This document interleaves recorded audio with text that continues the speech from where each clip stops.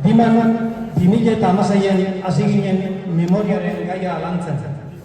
Eta egitasmo hau, bakearen lore gara moduen ezagutzen dugu. 1997ko apirilaren 6an, Dima bonbardatua izan zen. Aurten orduan, 88. urteurrena dela eta egun hartan hil, zauritu edo gerra krudelaren ondorioz kaltetu eta errepresaliatuak izan ziren guztiak barriro dakarduz gogora. Ohore dandanei. Goizeko ekitaldia osotzeko aurten be Arrastiko bostetan ordu horretan izan zen bombardeoa. 2 minututan herriko 17 eleiz eta ermita guztietako kanpaiak joten ipini gura gendukez. Era berean, denbora tarte horretan, auzoko jendea ermitaren inguruan batzea gurako genduke. Goizekoari ekinez, lehenengo eta behin, Landaburun, iaz jarri zen oroigarrian, lore sorta eskainiko da gure biktima guztien gomutu. Lore sorta aurten Sabino Izak jarriko dago. Biboldunaren akordeakaz igongo gara Landaburuko plakalekura eta bertan lore sorta egin ostean danok bajatuko gara pertora bertan jarraitzeko ekitaldia. Gaurko musikagilea, bibolin musikagilea, Maugosa, Mau Jinkibitz hartabe dugu. Diman Tellerin bizitzako Imakulada zenaren alaba. Beraz ba, zutundu gaitezen eta eskizaratik gora joango gara lore sorta hori eskaintzen.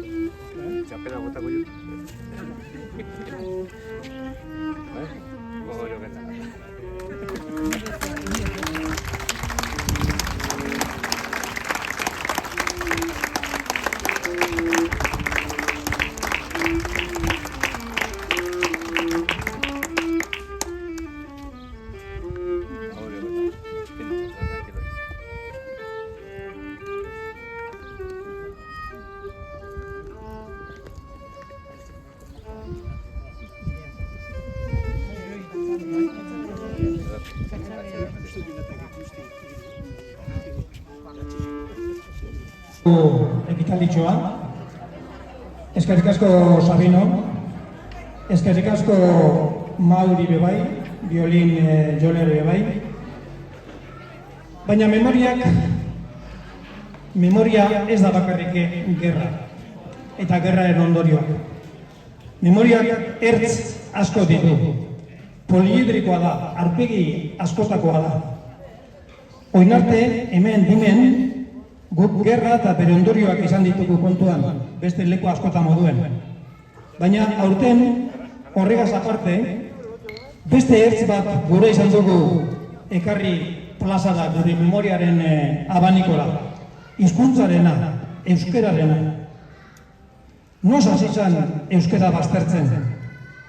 Mendez mende, ze momentutan, edo zein legek baztertu, gutxietzi, alboratu, edo galazo eban euskera erabiltzea. Nok daki guzti hori, oso jente gitxik. Eta hori, sartuko resultuko gure memoriaren, euskararen memoriaren barruan. Horreitik gaur egiten dugu, orain Jose Maria Atutxa alkatearen eskutik egiten dugu hemen daukagun oroigarriaren aurkezpena. Aurkezpena egin aurretik, entzungo dugu Aberriaren mugak kanta, entzun eta kantatu, ze eskuartean badatuzu bai papel hori, orduan samakolakoak eta kantuzekoak aurrera nahi duzunean kanta horretan.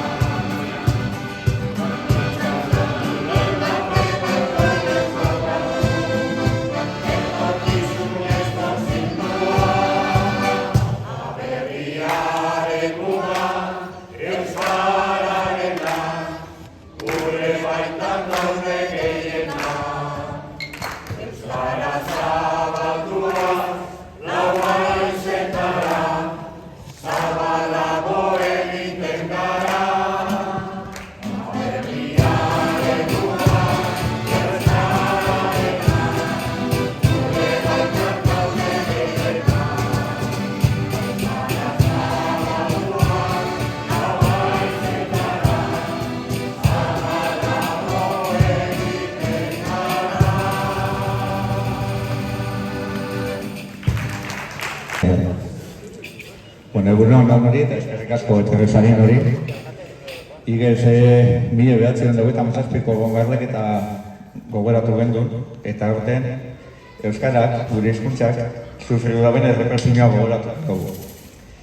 Ez da kasualidadea euskara gaur egun daukan egoera okitea. Hemen dagoen plaka honetan, jaso dugu euskara kontra egon diren debeku batzak. QR bi dauz. Bate euskeraz eta bestea gaztelaniez, frantsesez eta inglesez. QR horretan agertzen dira euskarak urterik urte izan dituen debekuak. Eta horren helburua da, jakin gura dauenak, eskure eukite informazio hori. Eta dano jakitea, euskararen benetako historia zein izan da. Besterik barik, eskerrik asko, eta etorrezaren guzti hori atzet. Bueno, eta orain egingo duguna da, plaka hortan dauzen lege referentziak irakurri egingo duguz, bederatzen dire guztire, hemen ipinen duguzenak, gero QR-an Josomarik esan duen moduen gehiago dauz, baina bederatzi horrek irakurri egingo duguz, bederatzi herritarren eskutik edo ahotzetik. Ordan, hurbildu mesedez bederatziok horra plaka ingurura.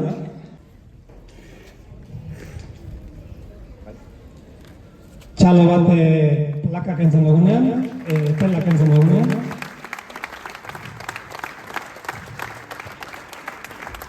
Aurrera, Sofia.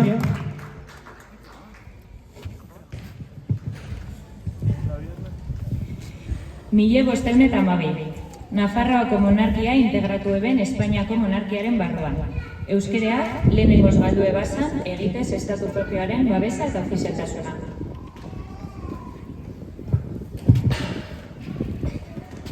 Mila 624an, Bizkaiko jaunaren aginduz, batzar nagusitako batzarkideak derrigor jakin beharreben erromantzean idazten eta irakurtzen. Mila 1776an Arandako kondearen errege ministro aginduz, galazo egin zan libururik euskeraz eta katalanez inprimi dutea. Mila 1789an, Frantziako iraultzaren ostean, Nafarroko Euskal Foruak kendu ziren. Euskerak babes osoa galdu eben iparraldean. Frantsesez idatzita ez zegoazan liburu guztiak erre egin ziren. Mila 1797an, Goiano legea izenekoa gaztelaniaz eskolatzeko derrigorra ezarri eban. Espainiako Akademiaren gramatika eta ortografia baino ez dira onartuko irakaskuntza publikoan. Mila 1923, Alfonso Amairugarrenaren erregimenean eta Primo de Riveraren diktaduran euskerazko akto ofizial guztiak galarazo ziren. Mila 1927an, Francoren diktaduragaz gogortu egin ziren aurreko debekuak. Euskal kultura zeinu guztiak debekatu ziren, txistua jotea ere bai.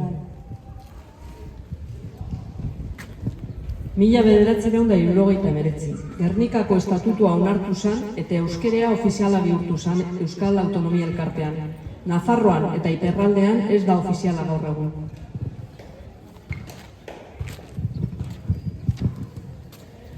Beste hainbat debeko. Mila 1992, euskerea debekatuta eskritura publikoetan.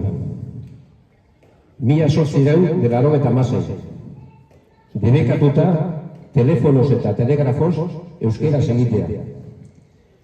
Mila 1995, euskerazko testoliburuak debekatuta. Mila 1996, zigorrak euskaraz irakasteagatik. Mila 1940, debekatuta filmeak euskaraz egitea. Mila 1947, debekatuta euskeria aldizkarietan. Mila 1954, debekatuta euskeria irratietan. Mila 1994, debekatuta euskeria diskuetan eta publizitatean.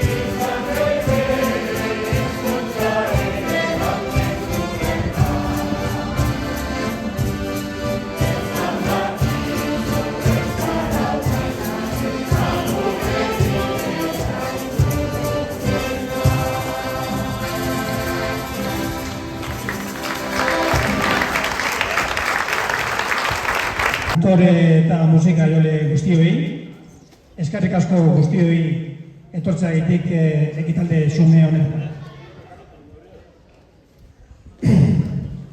Izan dago moduen lehen, memoriaren gaia neko aurpegi askotakoa da, aurten 2. aurrera euskararena. Da honetan batera guroko gauruke aurrerantzean aurpegi gehiago bilatzea eta aurpegi gehiago horiek danon eskura ipintzea. Beraz, memoria proiektua edo hola deitu aldogun egitarno baten aurrean egon gaitezke. Beraz, gurako gauruke guzti hori gaurkoa egiten moduan alkarlanean egitea, danokaz batera egitea, bai prestakuntzan da bai ospakizuna, eta itxaropen horregaz, izten dugu gaurko ekitaldia. Eskerrik asko guztiei, eta memoria daukan herria bizia denez, dima herri bizi bat izaten jarraitzea gurako ondoke. Beste barik, datorren urtera arte lagun.